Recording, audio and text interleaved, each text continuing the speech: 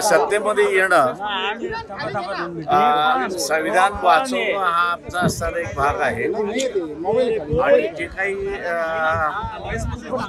मराठा समाज आणि ओबीसी याच्यातलं जे भांडण झालेलं आहे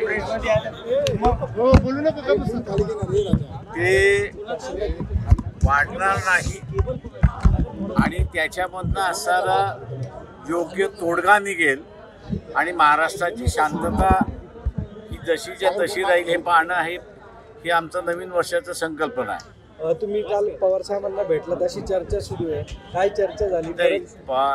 माझं म्हणणं असं आहे की आम्ही आता असणारे एकत्र येणारच आहोत. त्याच्यामुळे औपचारिक अनौपचारिकरित्या कुठे कधी नाही कधीतरी भेटणे होणारच आहे. त्याच्यामुळे स्पेक्युलेशन करण्यामध्ये आता काय अर्थ राहिलेला नाही.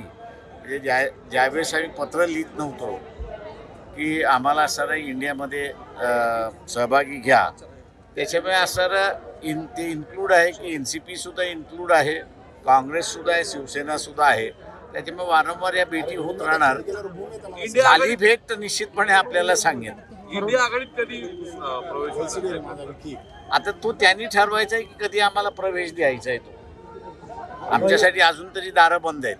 आता संजय राऊत यांनी देखील सहमती दर्शवलेली आहे. असं इंडिव्हिज्युअल सहमती नाही ना, ते इंडिया आघाडीची सहमतीचा प्रश्न आहे. सगळ्यात कोणाचा विरोध होतो मला माहित नाही आहे. आता महाराष्ट्राच्या बाहेर एक उद्योग जायला सुरुवात झाली आहे, पानबुडीचा प्रोजेक्ट बाहेर चाललाय, तरी महाराष्ट्रातले मुख्यमंत्री उपमुख्यमंत्री काय बोलत नाही यावरती. ते माझं म्हणणं असं मी याच्यावरती एक असणारा पूर्णपणे मी थांबलोय याच्यासाठी की त्या दिवशी इंडिया आघाडीमध्ये आम्ही सहभागी झालो तर त्याच्यामध्ये या पंतप्रधानाने गेल्या 10 वर्षामध्ये देशाला कसं खोकलं केलेलं आहे याचा एक आराखडा आम्ही मांडलो. राज्य सरकारमध्ये पण जर आहे असं काही आता तुम्ही या ठिकाणी आलेले आम्ही आता असताना जे आहे त्याच्यामध्ये एक आहे की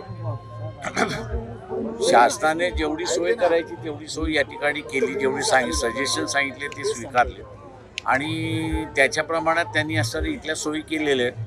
त्याच्यामुळे महाराष्ट्र शासनाचं आजच्या संदर्भातल्या ज्या योजना आहे भीमा कोरेगावच्या संदर्भातल्या ज्या आहेत त्या माझ्या अंदाजानं व्यवस्थित त्यांनी राबवल्यात असं मी त्या ठिकाणी म्हणेन.